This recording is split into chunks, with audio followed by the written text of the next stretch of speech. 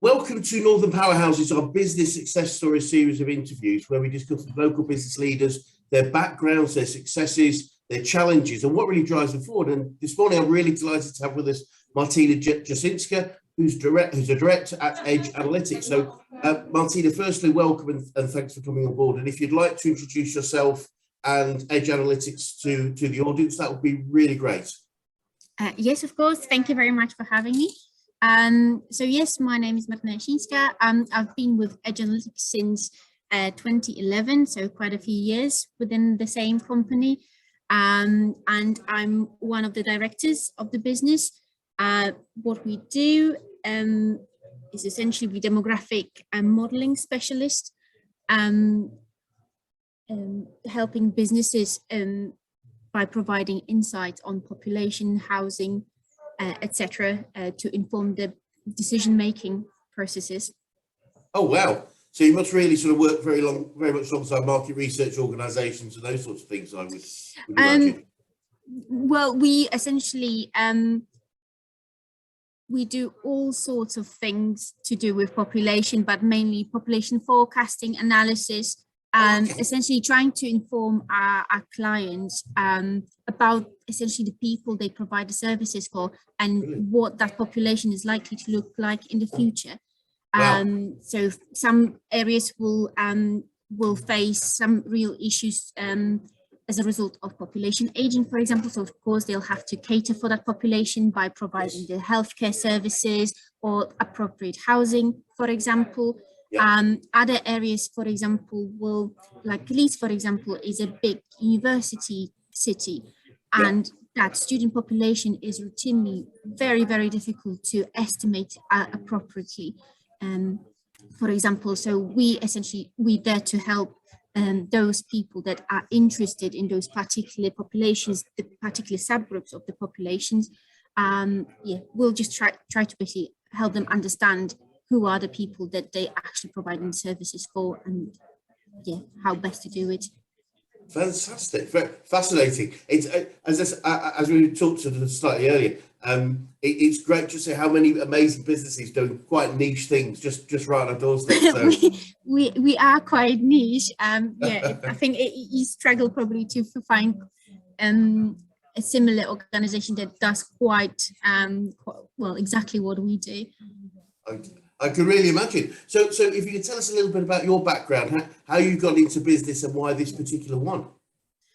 Well, it wasn't a great plan of mine or anything like this. I essentially stumbled into it when I was about to go to university. I was basically one of those people that had no idea what to do with their lives. But I liked geography, so I thought might as well study that. And whilst I was doing my degree, I got involved with a research project at the School of Geography here at Leeds. And through that research project, I made some connections. And one of them was my future boss, who offered me first an industrial placement. And then I just got hooked in, and since then onwards, and carried on working throughout the rest of my degree on a part-time basis, and once graduated just secured a full-time position with the business. So yeah, that's how I sort of got into it, became part of the Edge Analytics family. Fantastic. So when you were growing up, is this the sort of thing that you always thought you would do? Honestly, had no idea what I was going to do. I kind of was essentially good in quite a few things, but not particularly passionate about a particular, like, for example, never wanted to be a doctor. I knew that from the very beginning. So I was clear about things I definitely didn't want to do than the things I wanted to do. And it just sort of went with the flow and ended up where I am now. But to be honest, I've always, as I mentioned, I've always liked geography, been fascinated by population, how they change, what factors influence how populations change, etc. I'm a migrant, so that's an issue quite close to my heart, how migrants are, for example, integrated within larger populations, etc. So it's it is a fascinating stuff, but yeah, not something that growing up I ever thought I would be doing now. Wonderful, wonderful. And you know, if you look back over your career so far, what are some of the biggest issues you've had to overcome? More of a sort of I suppose personal issues with confidence, fighting the ever well, essentially fighting imposter syndrome, like I don't deserve to be where I am. There are so many more qualified, better people for this position, for example. So learning my self-worth, I think, and it's still very much an ongoing process, but I've definitely come a very long way since then. Yeah, so it was quite a sort of a quick sort of learning curve, a quick sort of growing up process, especially the early years of my career, because I was trying to juggle my degree with the career. So yeah, that was very quickly, grew up very quickly, essentially. Brilliant. Well done. It's interesting. Quite a lot of people I speak to say something very similar. I think it's quite a common thing for people to feel exactly as you have, and and that in itself has been quite eye-opening, because I have been talking to many more people about things like this through participating in various workshops and courses, and that's been a massive relief. Essentially, realize that it's just really not just me. There's so many more other people like this. And that also was one of the factors that helped me come to terms a little bit more with myself, where I am, that the fact that I deserve to be where I am. Yeah, brilliant. Well done. And alongside that, I guess, what are some of the biggest learnings you've had in business and even in life? Oh, that is a good question. So, for example, I do like to do things well, a bit of a perfectionist, but learned that essentially recognize that it's important to recognize when it's important to insist on things being perfect, and when it actually, this is good enough, and just get on with it and move forward. Don't dwell on it, because life's too short. This always, essentially, you can be working on countless drafts of a report, but sometimes you need to sort of learn where to draw the line and not waste unnecessary times on a lot of tasks that will be nice to do them, perfect, but this is good enough, and good enough is great. So that was one thing that took me a while to realize, and also delegating. I think something that how important delegating is, and trusting, like building the team around you that you can trust to, when you delegate, that they'll do a good job and you don't have to do everything yourself. And I think that's just especially one of the main learnings, was the power of a good team. And it's also not the fact that you ask someone else to do something doesn't mean that, I don't know, you can't do it yourself. Of course you can. It's just, it makes more sense to give it to someone else to do. That way they'll learn how to do things better. I've got more time to do other things that no one else could actually help with. So yes, so kind of relinquishing this control as well. It's not in any way admittance of a failure or the fact that I can't cope with things. It's just makes sense. Yep. They're very two very good learnings for anyone with that sort of perfectionist side, because perfectionism and timeliness are very different.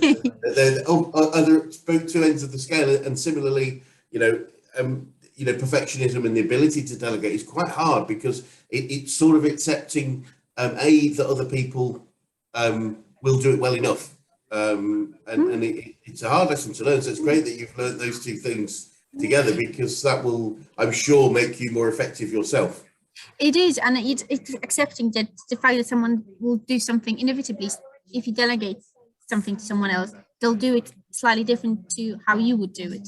But again, it doesn't mean that it's wrong or right. It's just, as in, it doesn't mean that it's wrong, essentially.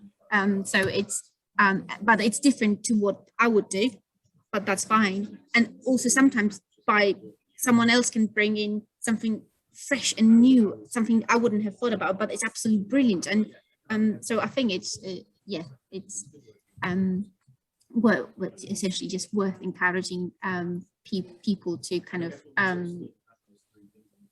delegate more, and also for people to kind of recognize, to just take that opportunity as well to contribute something to the business as well with the ideas. And brilliant. I think Richard Branson talks about hiring people that are even better than him in the things that they are going to do. You know, and that is quite a difficult thing to consider, but you know, in that particular role, or part of the role, that will make things more effective. If absolutely. I mean, that makes perfect sense, doesn't it? And unless you just want the business to never sort of go beyond the level that you set it. If you wanted to kind of reach the height that you on your own, and beyond your own limit, yes, you have to go that way. You have to kind of follow that route. And I find it also quite empowering, you know, in a way, to see people flourish, people that work with me, to see them flourish and grow, and realize that they've got so much more to offer than they initially thought. And that's something incredibly rewarding. That's wonderful. Wonderful. You're probably aware we're a coaching organisation, but who might be the best coach you've ever worked with, and what would make them so? Whether that's in business or in life, in sport, or... Well, to be honest, my first boss here at Edge, I've kind of has been a bit of a mentor for me, because he's really taken a chance on me when, to be honest, when I went to meet him for the first time, I didn't realize it was actually an interview. So I just rocked up in my jeans and a university hoodie, thinking, oh, it's just a chat. It turned out that was actually my interview without me realizing. So he took a chance on me at that point in time. I really had very, very little experience. I just started my degree, so not like I had any academic knowledge that I could really contribute. But he took a chance on me, and then taught me so much over the years, not only in terms of demographics, population studies, but just business, and how to conduct myself in a professional setting, for example. It's just always been a person that kind of I looked up to. So yeah, I've been very, very fortunate, essentially meeting the right people at the right time of my life, and he's had a big impact on who I am and where I am at the moment, where I got to over the years. Wonderful, absolutely wonderful. That's great to hear. And have you picked up over time any favourite quotes or sayings that help you? Yes, it's one that's been essentially we use this quote within the business as one of our taglines. I've tried to work out who it originates from, but there's various sources quoted. But essentially, it says, "Future is not what it used to be." And it's been quite, I know some people within my team were not necessarily fans of the saying, but I personally really like it. And it's just because it works just in general, I think, in life, because future is not what it used to be, because you sort of set out with an idea of what next year will look like, and it turns out to be something completely different to what you imagined. And it's also very apt for our industry, the work we do, because we specialize population forecasting, and if you can create two forecasts for the same area a year apart, and they'll look completely different. So I really like that saying. I like that one. I will. That's great, and it is. It feels like it's that it makes sure we're open to that change and accept that changes happen. If we go back 3 years, no one would have predicted the things that have happened in this 3-year period. And Absolutely. I think it's quite sort of humbling in a way. Just remind ourselves that we may plan what we want, and life will throw things at us that we could have never imagined. Yes. And it's that's just its nature, and we just need to accept it and make most of the things as the things we have at the moment, and just take those chances when they appear. Because we just don't know what's going to happen. Yep. Yeah, absolutely. And it feels like you've learned quite a lot about yourself over this career. What are some of the key things you would have said you really learned about yourself? That I'm much stronger, much more resilient than I thought I was, and more capable of standing up for myself and speaking my mind as well. And as growing up, I was I was very, very shy, very low self-esteem. So to look back at my sort of journey, what I'm like now, it's incredible really to see how much I've grown in that respect. That's not to say that I don't have moments when I don't sort of lack confidence and maybe not as sure of myself and willing to maybe speak my mind at this time and place, I think. But as a whole, I sort of just feeling good with myself as well. And I'm happy the way I am. Don't feel the pressure. I think like over the years, like peer pressure has always been a bit of a burden. Always feeling like to prove myself to others, etc. Don't have that as much anymore. Just happy to kind of measure myself against my own criteria rather than others, and just appreciating that there's so many different ways of living your life, of leading your business, and there's no right or wrong. It's just different, and you just need to recognize what works for you, what works for your team, and keeping your own mind open. I think that's incredibly important, and being exactly adaptable, open to change, and new ideas. Wonderful. Great, really great to hear. That's fantastic. And so looking forward, looking to the future, as you say, the future isn't what it used to be, but if we do look forward, what are some of the main challenges, and what does the future look like, and what are some of the main challenges you might face, if any? Well, the clients we work with are often within quite regulated sectors that essentially are impacted by policy changes, etc. So for us, it's always, we have this need to stay up to date with the wider context of within which we deliver our work. Because, for example, a policy change can suddenly make one of our services or products redundant. So we need to kind of stay up to date with all the latest news, etc., to be able to act quickly and adapt our offering. And of course, yes. So yeah, that's all. That is a something to be constantly at the back of constantly at the back of our mind. We also, of course, we use a lot of the Office for National Statistics data in our work, and of course, in 2021, we had the census, and its output will start coming out this summer, according to the ONS. And will gradually be released over the next two years, I believe. So of course that will, because this is in between the censuses, ONS estimate the population. Of course, it's an estimate. They don't know exactly what the figures are. They use the methodology to come up with the best guess. But then comes the census, and suddenly it turns out that, oh, we overestimated or we underestimated population. So there's always revisions to the back series of that data, which again, for our clients, then they come to us and it's like, so what does it mean? What what is our population, what it's going to be in 10 years time. So there's always essentially a wave of new projects coming up when the census data gets released.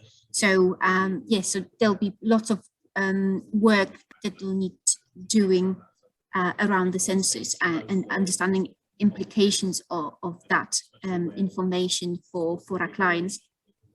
So lots to look forward to, and keeping up to date with all these new releases can be quite a challenge, I have to say. I can imagine. What's the typical gap between censuses? Oh, it's 10 years. 10 years. 10 years. I mean, owners are yet to decide whether they'll continue the censuses, I believe, because they at the moment they're going a massive population statistics transformation process. Right. So they're trying to rethink, redesign the estimate population, relying more on administrative data sets from, for example, HMRC or the Department for Works and Pensions, to come up with a much more accurate population count, count estimate. Still be an estimate, but and they're considering whether census is still essentially worth having the census every 10 years, because it's a massive cost. There's a massive cost associated with the census, because of course it tries to capture the full population of the UK, and the promotion, like the marketing, like the promotion goes into it, just the actual organization of it, sending out the either the paper forms or ensuring that people can access the online forms, then of course all the people like collecting the information, analyzing that information, cleaning it. That's a massive undertaking, and that's the reason why even though the census took place last March 2021, we're only getting the high level results this summer, so it's already over a year since the actual census was taken, and we're only now finding out the initial results. So it's a lot of data to process, clean, ensure confidentiality of information. So we'll find out whether there'll be census 2031 or not. We'll see. It must be a very significant time in your business. I'm sure I could. Oh yes, yes. I'm just thinking back to when the census 2011 results were published, and yes, we had so many more requests and people just trying to make sense of the changes to the estimates, to the numbers for the areas, and what does it mean. Quite exciting times as well. It's I think a chance for us to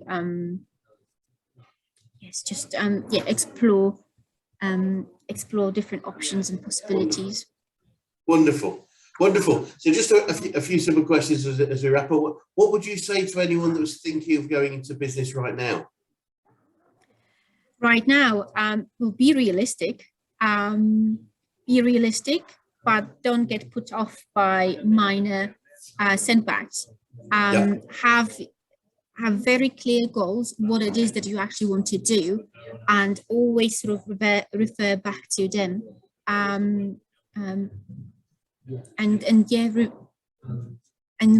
Review your progress on a regular basis, and be honest, kind of accept what I'm trying to say. I think so. Celebrate your successes, but also when you fail, have the courage to sit down and think, why did I fail? What can I learn from this experience? Can I do something different, rather than try to, oh no, let's move on, let's forget about it, don't even dwell on it. Have that courage to dwell on your mistakes, not to make yourself feel like you're a failure, but to kind of see if you can learn anything from it. Take it as a sort of just a part of the learning process. Brilliant. Yeah, there's a great book by a guy called Matthew Said called Black Box Thinking, which is very much about the black box of the airline and what can we learn from it to learn for the future. So absolutely, it just is sensible to learn from and I find typically in business we learn probably more from our mistakes than we do from the things that went right. Absolutely, without a doubt. But it's sometimes difficult to admit, I Yes. failed, and then spend time analyzing why I failed. Yeah. It's not, well, I don't find it particularly a particularly easy thing to do, but I totally see value of that. And just having that sort of mental strength as well, not to take it, not to let that bring you down, essentially. Yes.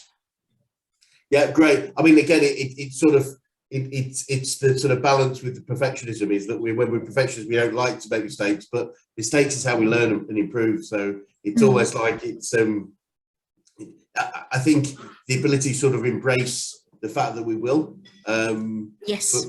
And I think with many sort of successful people that I've met, it's the ability to embrace the fact that we will make mistakes, and that's okay, has helped them sort of break through much more quickly. Absolutely. No, I totally agree with that. Brilliant. So if you started again, is there anything that you do differently? It's one of those things when you think, well, if I did anything differently, I probably wouldn't be where I am now. Yes. And I like the place I am now. So would I do anything differently? Probably the short answer is probably no, because I wouldn't want to change that. But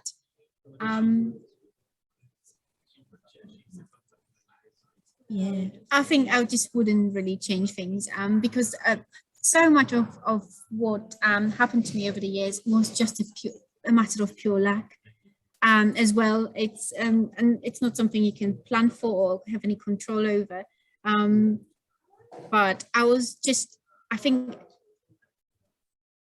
what I especially appreciated over the last couple of years, especially with the COVID pandemic, etc., just talking to people, being open about your struggles, because you'll find out that either people going through something similar, or they know someone that is going through something similar, and someone that can help you sometimes. So it's about not feeling the pressure to sort of carry the burden on your own shoulders, kind of share your issues. It's not about, I think sometimes it's not about dumping the stuff on other people, kind of expecting them to deal with your problems for you or with you. But sometimes it's just essentially just talking about things helps you to process certain things in your head. And there's no shame to say that, oh, I'm struggling, I'm not having the best of times, I need some support if you need it, or sometimes it's just about having someone to listen to you. And also because it's just, exactly, if you don't communicate, you miss out on so many wonderful opportunities or other sort of great ideas that someone could have shared with you, and you just miss out on this. So yeah, I think that's, especially with the COVID pandemic, I think in us working remotely for so long, that was quite a strange few years, to be honest. And learning, I suppose, how to, we just come back to the office just on a 2-day per week basis, but it's, for me personally, for example, it's a bit of an adjustment period, kind of how to learn. I've worked so long on my own in my little office at home, so suddenly kind of get used to being surrounded by people and having all these, not having to schedule with, for example, a Teams chat to discuss something. I can just turn around and talk to someone about it straight away. It's so nice, but it still doesn't feel quite real in a way.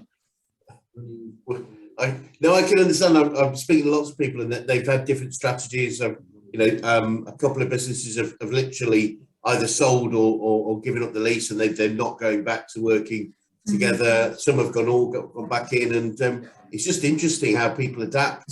And you know, the special things we need to do to make sure that the social side of things will happen for those people that probably need it more than others, because we're all, you know, some people are more predisposed to want to socialize and some aren't. So it's just managing the individual, I think, as well as the group. Absolutely. And we also have quite a young team, and I think it's just, especially if you're you're quite inexperienced. You've just started, your first proper graduate job, for example.